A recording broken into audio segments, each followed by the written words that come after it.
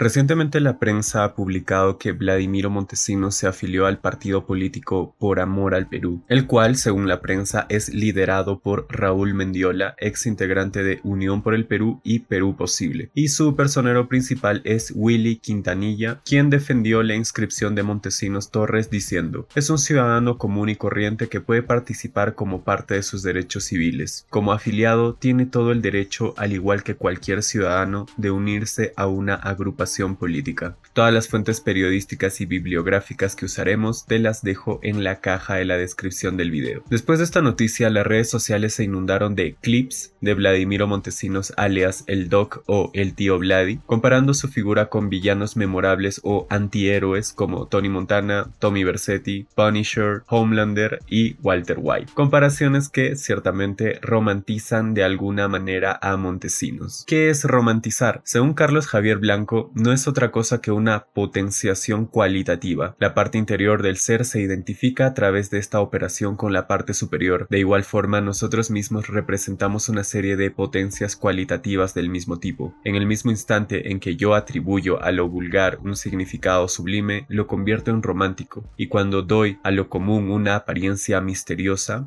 a lo conocido la dignidad de lo desconocido, a lo finito el aspecto de lo infinito, lo romantizo. Por otro lado, Yáñez y Ortiz han identificado el concepto de romantizar como el acto de idealizar o dar carácter romántico a algo. El término proviene del inglés romanticize, el cual, según el diccionario de Cambridge, es hablar sobre algo de tal manera que se crea que es mejor de lo que en realidad es. Repetiré esta frase una vez más. Romantizar es hablar sobre algo de tal manera que se crea que es mejor de lo que en realidad es. Personalmente no creo que alguien educado y versado en historia o cualquier ciencia social idealice la figura de Vladimiro Montesinos. Esta idealización posiblemente venga de sectores afines a un ala de derecha radical o por lo menos no ilustrada. En ese sentido, la idealización o romantización que se le está haciendo ahora mismo no tiene que ver tanto con la historia sino con la memoria. Esto nos lleva a cuestiones más interesantes, por ejemplo, cómo la derecha peruana, especialmente aquella que siente simpatía por el fujimorismo de los años 90, construyó y construye una narrativa de acuerdo con sus intereses políticos y partidarios. A veces no existe una sola memoria colectiva, sino múltiples memorias colectivas. En ese sentido, es importante mencionar la manera en que una sociedad recuerda y reinterpreta su pasado de acuerdo con sus necesidades presentes. Yo podría considerar que aquí hay hasta dos mecanismos de memoria selectiva en un personaje, es decir, el recordar solamente los aspectos simplificados de una figura tan controvertida como Montesinos. Primero, la simplificación del pasado. Se podría creer que las personas tienen el aspecto histórico de nacimiento, es decir, de fábrica, o predeterminado en sus mentes, pero esto no es así. La percepción de historicidad se construye en el individuo y en el colectivo y siempre está guiada por un sujeto que la reproduce. En ese sentido, la gente tiende a recordar eventos históricos de manera esquemática, eliminando los matices que son muy importantes para entender fenómenos complejos. Esto pasa en todo, por ejemplo, en el debate hispanismo versus indigenismo, leyenda negra contra leyenda rosa, centralismo contra federalismo, etc. Y esto es así porque las personas buscan simplificar los fenómenos para que su aprehensión sea más fácil, eliminando los matices en pro de una versión simplificada que se pueda entender. Así, para las personas que apoyan a Montesinos, que por lo que he estado viendo en redes existen, Montesinos es reducido a una imagen de arquitecto del orden, en lugar de un actor clave en la corrupción y el autoritarismo de los años 90. Segundo, transmisión generacional. Posiblemente todos los que estamos aquí tenemos al menos a 2 o 3 familiares fujimoristas. Piénsenlo, por alguna razón las personas que han sido captadas, por decirlo de alguna manera, por el fujimorismo, tienden a tener un pensamiento uniforme e intransigente y piensan que por el hecho de haber vivido en el contexto del auge de Fujimori y Montesinos, tienen la sapiencia suficiente como para afirmar categóricamente o justificar muchos crímenes. Pero lo cierto es que el haber vivido una época no trae consigo suficiente conocimiento como para tener la razón absoluta de un hecho o evento, y estas personas idealizan a figuras como Montesinos o Fujimori solamente por un criterio economicista, ignorando todos los crímenes que los envuelven. Así, este pensamiento es reproducido de una generación a otra sin cuestionarse. De esta manera, aquellos que no vivieron directamente los eventos de la época fujimorista fujimorista pueden recibir versiones distorsionadas o simplificadas del papel de Montesinos, especialmente si los relatos predominantes minimizan sus crímenes. Ahora veamos el olvido histórico. El olvido es un proceso que se da a nivel individual o social.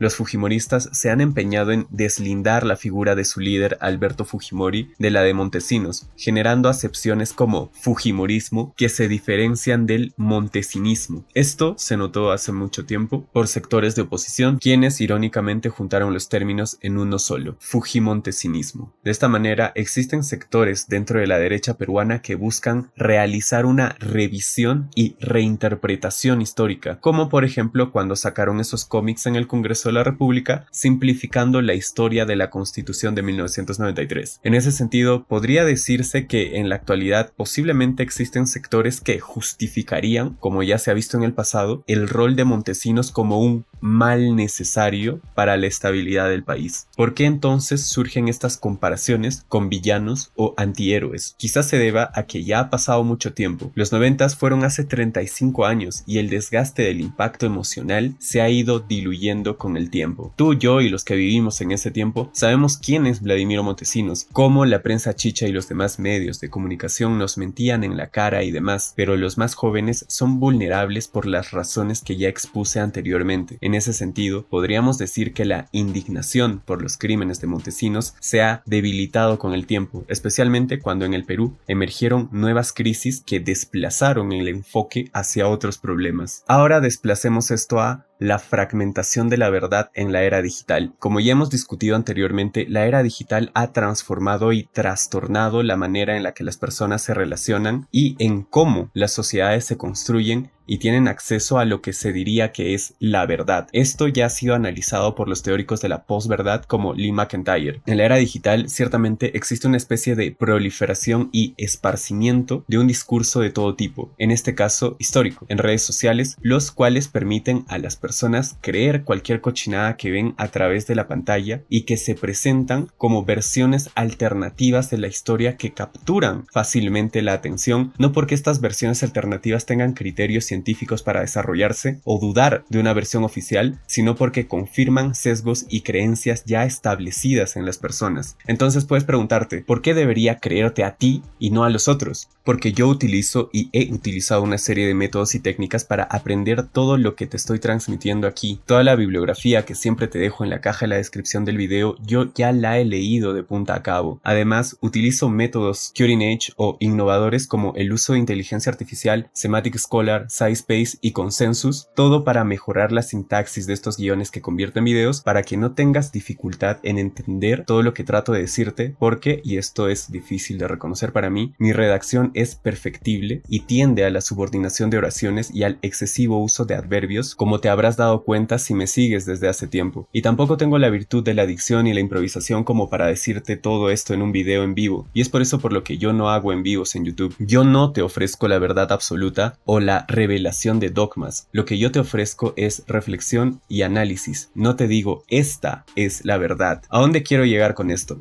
Amigos, la fragmentación de la verdad no es peligrosa en sí misma, sino cuando se usa y se abusa de ella. Hasta hace poco, el conocimiento histórico y político estaba mediado por instituciones tradicionales, especialmente por los historiadores. Esto ya se ha roto. Ahora existe una multiplicidad de fuentes y existe una ausencia de consenso, en parte porque los historiadores se han aferrado a su torre de marfil, porque tristemente la mayoría de ellos consideran que son demasiado intelectuales para dialogar con los no académicos. Otros han bajado al llano, por decirlo de alguna manera, aunque tienen menos impacto que los influencers de historia en redes. Y esta ausencia de consenso ha permitido que coexistan narrativas contradictorias por parte de gente que no es historiadora, en donde el historiador compite y coexiste con personas que se dedican a la divulgación o pseudodivulgación histórica, generando un ecosistema en el cual las supuestas narrativas alternativas han ganado terreno, llegando a formar grandes colectivos que creen acríticamente una versión de la historia totalmente simplificada. Esto que les digo no se ha aplicado todavía a la figura de Montesinos, pero por todo lo que he visto en internet en estos años, podría aplicarse en el futuro. Para mí, el genio radica en darse cuenta de algunos fenómenos en su etapa embrionaria. Estos reels chongueros mañana podrían ser grupos de apoyo masificados identificados. Recuerden, la radicalización no es un fenómeno que surge de la noche a la mañana. Con esto no pretendo sustituir tus creencias y prejuicios, todos los tenemos. Lo que quiero es que cuestiones tus creencias preexistentes y no aísles tu perspectiva reforzando una visión unilateral de la historia.